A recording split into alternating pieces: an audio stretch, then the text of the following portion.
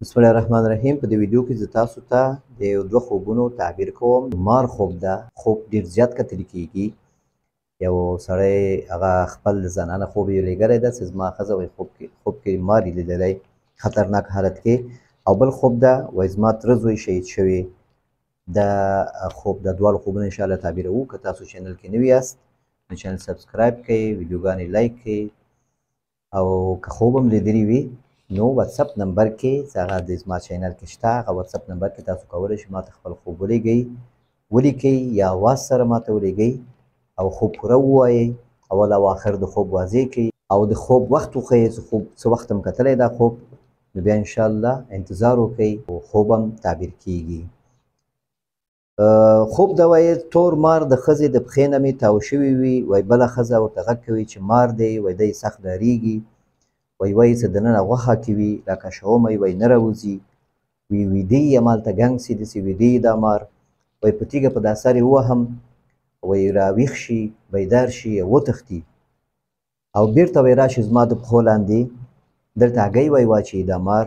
او بیا لاړ شي او هګۍ هلته پاتې شي او زه ډېر سخت وایي ډارېږم او پریشان هم یم او له خوب راویښ شوم.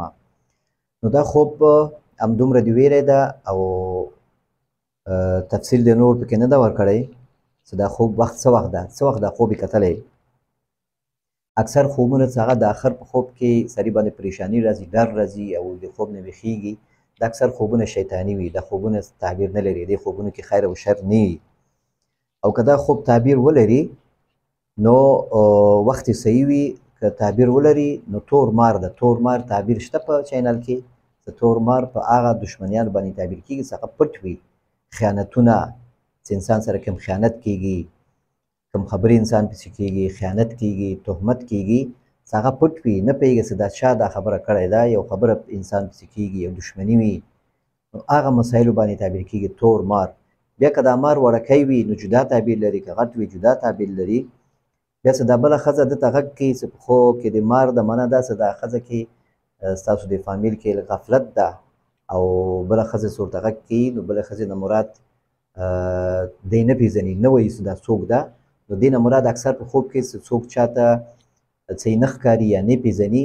دا په هغه کس باندې تعبیر کېږي چې دی په اعتماد نه لري، دا کس نږدې کس ده ته، کیدای شي خواښې وي، کیدای شي مور یې وي، خو دی په اعتماد نه لري په هغه کس باندې، ځکه په دې خوب کې دی وایي چې یوه ښځه وایي ته وایي چې یوه ښځه ورته غږ کوي، نو دا ښځه څه ده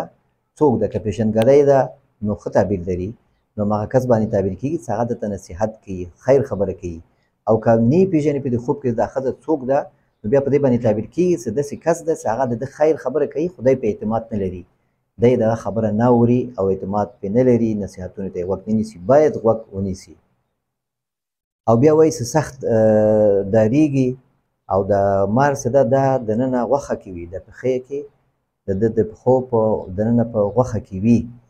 نو دې نه مراد غوښه کې دننه مار لیدل، که وړکی وي جدا تعبیر لري، په نطفه باندې په اولاد باندې هم تعبیرېدلی شي، که د اولاد تکلیف لري دی چې اولاد یې نه پاتې کېږي یا اولاد یې ضایع کېږي یا وفات کېږي یا اولاد یې نه کېږي، نو که وړوکی مار په شکل باندې لیدلي وي. او که غټ مار وي نو دا بیا په ګرځېدو باندې تعبیر کېږي چې دی ډېر وځي له کوره، بازار ته ځي، ډېر بازار ته ځي، ډېر وځي، دا هغه مشکلات او هغه خطرونه چې انسان ته بیا پېښېدلی شي چې کله ډېر د کوره وځي یوه زنانه. نو د پښو تل لاندې وایي هګۍ واچوي، بیا دا مار دی په تیږه باندې پرې واروي، تیږه په سر یې ووهي، نو معنا ده چې دی د خطرونو ته متوجه ده، دی د خپل ځان حفاظت کوي او د خطرونو ته متوجه ده او کوشش کوي چې مشکل کې واقع نه شي او خپل د پردې او د خپل ابرو عزت د هر شي ساتنه کوي، پام کوي. د مار باندې وار کول نو د ده دغه ارادې ښیي، د ده د بیداري ښیي، دی بیدار ده. الله تعالی دې موږ ټولو سیاسرو پرده وکړي. او بیا چې بېرته راشي دا مار بېرته راسي او د ده د پښو تل لاندې هګۍ واچوي او بیا لاړ شي، نو دې نه مراد خبرې دي، معنا داسې که دی د کوره ډېر وځي یا بازار ته ډېر ځي نور مشکل خو نه پیدا کېږي، دی پردې سره ځي، پردې سره بېرته کور ته راځي، نور مشکل نه پیدا کېږي، خو دا مشکل چې پیدا کېږي هغه څه شی ده، هغه یو څه خبرې دي، یو څه خبرې دي، کېدای شي په کور کې څوک اعتراض پرې ولري، خواښې په اعتراض ولري، یا بل څوک راځي نه په دې باندې هغه خبرې هم مناسب نه دي لکه دا د مار اګیو نه مراد هماغه خبرې هغه خبرو نه کیدی شي مشکل جوړ شي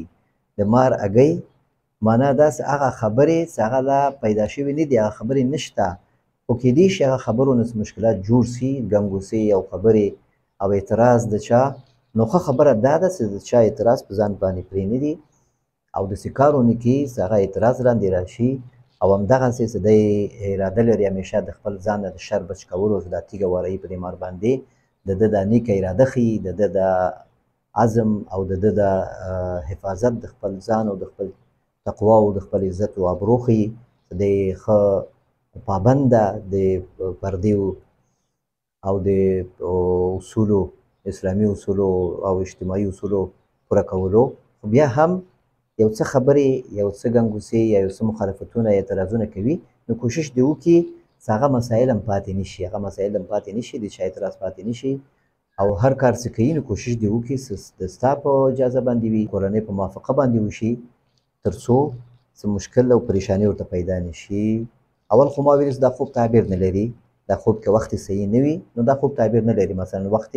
سهار مونځ ته نږدې وخت وي د سهار مونځ د بعد وي یا 3 بجې د ورځې مازدیګر کې وي او یا د شپې 12 بجې 2 بجې وي نو دا خوب بیا تعبیر نه لري بیا دا خوب شیطاني ده هسې تشویشي خوب ده شیطاني خوب ده او که تعبیر ولري وخت صحیح وي بیا تعبیر ولري دغسې یو تعبیر ده والله تعالی اعلم بل خوب د زما تره زوی شهید شوی بیا تېره شپه زما ملګری وایي په خوب لیدلی چې زه او زما شهید شوي تره زوی مې او زما دا ملګری کوم چې دغه خوب یې لیدلی دی په رڼو او سپینو اوبو کې لامبو سپینې اوبه صفا اوبه دا په خوب کې څه تعبیر لري د دې تعبیر شته زما دې باره کې ویډیو شته یوټیوب چینل کې مې هغه ویډیو هم وګوره ښه تعبیر لري صفا اوبه کې لامبل صفا اوبه څکل صفا اوبه لیدل دا ډېر ښه تعبیر لري په ایمان په رزق په روزي او په ژوند برابرولو او په صحت په مشکلاتو حل کېدلو باندې تعبیر کیږي او داسې تاسو په دې صفا اوبو کې ملمبلي دي سپینو او رڼو اوبو کې ملمبلي دي دا شهید او ته دی نو دا هغه یو بل ته معافي کول دي چې تاسو یو بل ته باید معافي وکړئ او یو بل ته که څه حق او حقوق هم کوشش وکړئ یو بل ته وبخئ ګناهونو نه کوشش وکړئ چې یو بل باندې حقونه پرېنږدئ دا لامبل په خوب کې دا تقوا ځان ساتنه یو بل حقوق مراعاتول او یو بل باندې ښه ګمان ساتل او د یو بل دفاع کول د یو بل غیبت نه کول د یو بل حق حقوق ادا کول یو بل ته دعا کول یو بل کیسه کې خیراندیشي کول یو بل ته ښه مشورې ورکول نو په دغه باندې تعبیر کیږي خوب دې ښه خوب د الله دې ته ښه کا نو دا د نن ورځې خوبونه الله دې وکړي چې تاسو خپل د خوبونو تعبیر واورئ او مطمئن شئ چې کله مطمئن شئ ما ته په کمنټ کې بیا اطمینان راکړئ تر څو چې زه هم مطمئن شم او نور کسان چې دا ویډیوګانې ګوري او هغوی دې ته مشابه خوبونه کتلي وي هغوی هم مطمئن شي او که تاسو خوب هم کتلی وي نو خپل خوب کولی شئ چې ما ته په همدې چینل کې زما واتساپ نمبر ده ما ته راولېږئ او بیا انتظار وکړئ زنګ مه وهئ خوب پوره ما ته ووایئ اول او آخر د خوب واضح کړئ د خوب وخت واضح کړئ اکثر کسان خوب پوره نه وایي د خوب وخت واضح کوي نه یا خوب پوره نه وایي اول او آخر د خوب نه معلوموي نو په دې سبب باندې اکثر خوبونه د تعبیر نه پاتې کیږي او هغوی انتظار وي وجه دا وي چې خوب واضح نه وي ماته چې کله خوب ماته واضح نه وي زه په